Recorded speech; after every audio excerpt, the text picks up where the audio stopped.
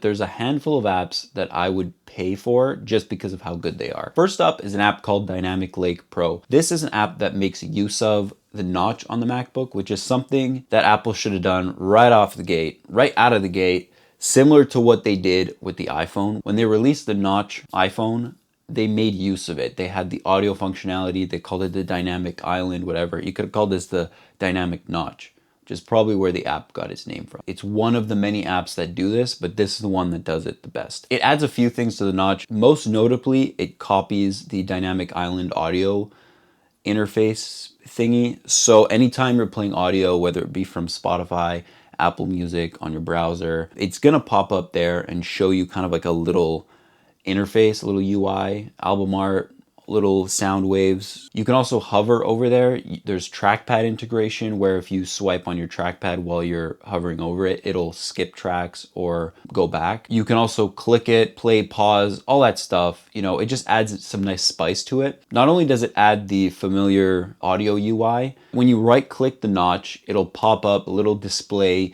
You got your time, your weather, and your calendar integration up there. It would also give you notification alerts for your calendar, for your messages. You got to mess around with the permissions, but it's doable and it actually works very nice and it looks almost native to the Mac OS operating system. It's not all eye candy though. When you drag a file up to the notch, you're gonna see a menu pop up. If you made it this far, I highly recommend you watch the full video on YouTube. Links in the bio. There's a lot more apps featured and there's a lot more to that notch app.